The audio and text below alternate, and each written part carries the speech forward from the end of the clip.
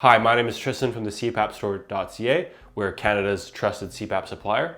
Today we're going to be looking at the AirSense 10 versus the AirSense 11. So let's just have a little breakdown here. Now we have reviews on both of these products if you want separate in-menu overviews. Today we're just going to be looking at the slight differences between the two. As you can see, the AirSense 10 does come in a slightly larger case. It would say it's about an inch fatter, if you will, and then the same dimensions around.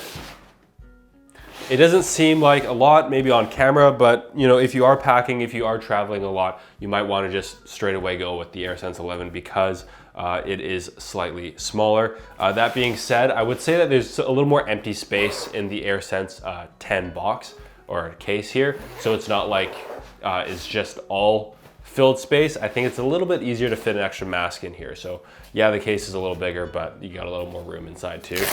Let's take these out. The machine itself though is slightly larger than the newer model. Okay, now that they're both out of the case, you can see the two machines. So let's start with design and size. Yes, the AirSense 11, as you can probably see, is smaller. Now, I don't think, in terms of the space it takes up on your nightstand, it's going to be the same because a lot of the size difference is in height. So it shouldn't matter too much. However, it is a sleeker design overall. I feel like if you're packing it for traveling and maybe not using the case, slipping this into your backpack would be, just a little more slim than this guy here. Looking at the front, you can see the major difference here. We got a touchscreen on the AirSense 11, whereas you got a dial and a couple buttons. You got the home button down below, the dial and the power button up top for the AirSense 10, versus the 11, you only have the power button up top. Other than size, we look at the side here. Right down here is where you can put the filter. And on the back is where you put the filter for the 11, just like so. And then on the side here is where you put your SD card if you use one, and the SD card's on the side. So pretty much similar layout on the back.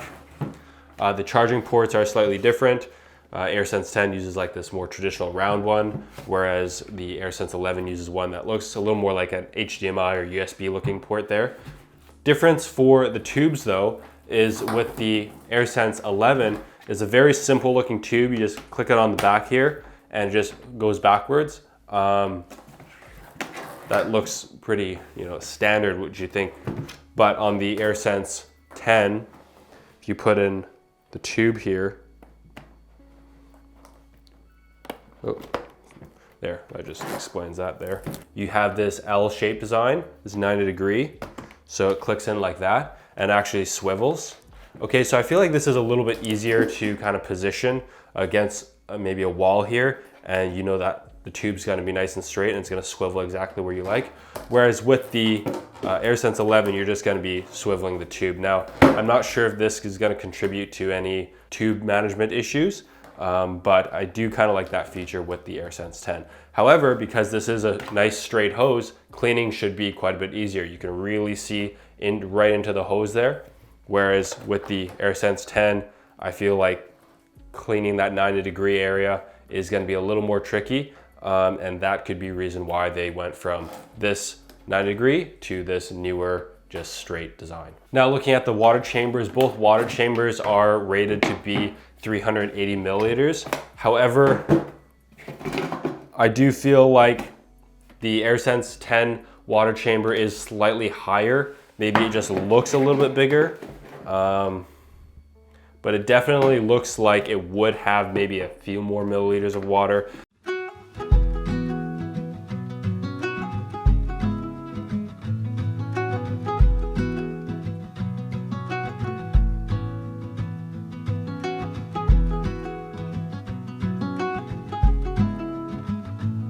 Some people have also noticed that because of the sloping down of the AirSense 11, when you're carrying the water tank back to the machine, it might spill or spill a little out of the side. You do have kind of an area where the plastic goes in to prevent any spilling and leaking. But again, I haven't noticed really any big differences when carrying the water tanks to and from a machine. Now looking at the bottom, again, very similar. Both have a nice rubber base to prevent any sliding on your nightstand. Also, both machines, excellent build quality. When comparing to something like the Philips DreamStation 2, that has a little more creaking. I feel like the plastic doesn't seem as robust. Both machines here from ResMed, fantastic build quality, very strong, and just feel nice in the hand. Now, I was a little bit wary of having a touchscreen on the AirSense 11. Obviously, it is a new step into a more modern direction. However, when you're fumbling around with the touchscreen at night, or you're weary, or perhaps if you're maybe an elder CPAP user or someone who's not as used to touchscreens, you might want to move to the older model with having just the dial. However, when I actually tried it out, the touchscreen is very responsive and very easy. The spacing between the lines in the menu are large enough that if you have larger fingers, I don't foresee there being an issue. So I think the touchscreen is actually so easy to use and so good on the AirSense 11 that it shouldn't really matter. I feel like once you're used to either machine, the usability of both menus is going to be fairly similar. However, again, if you really hate touchscreens, then the knob dial system on the AirSense 10 is fantastic. When you click humidity, you can rotate that dial to find the humidity level. It is very easy to use, so I do recommend both machines for their usability and their interface. One thing to note in terms of the tech applications of both of these machines is that the ResMed AirSense 11 is able to be updated automatically from ResMed, so they can easily and quickly update your software automatically. Now, some people may find that they don't want that feature. They don't want ResMed to kind of mess with their machine if they have their settings exactly how they like it. However, it's not really like this is some Microsoft computer that's going to take minutes or even hours to update. Updates are going to be pretty infrequent and very quick, so you shouldn't really notice the difference. However, if you're someone who doesn't like any automatic updates whatsoever, the AirSense 10 might be for you.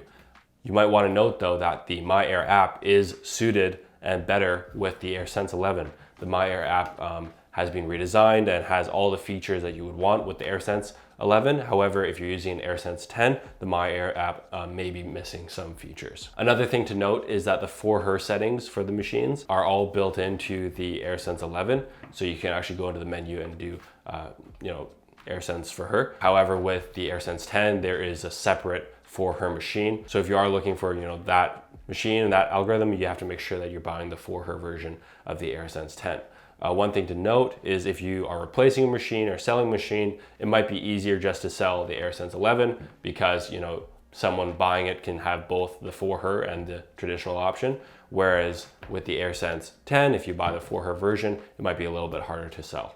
Overall, when it comes to your CPAP therapy, such as your ramp features, humidity features, stuff like that, the algorithms of the CPAP therapy, both machines are going to be the same. So it's not like this one has better algorithms, is going to make you sleep better. They're going to be the same, so you wouldn't notice the difference.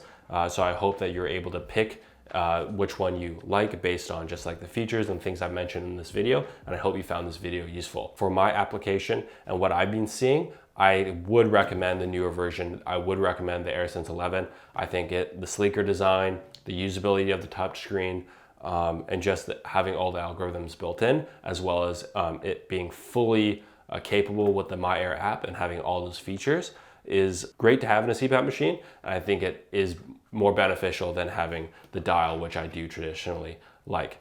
But I hope you can make your own decision based on this video and have all the information. Feel free to subscribe to this YouTube channel, and you can find all of our videos on our channel and visit our website at thecpapstore.ca.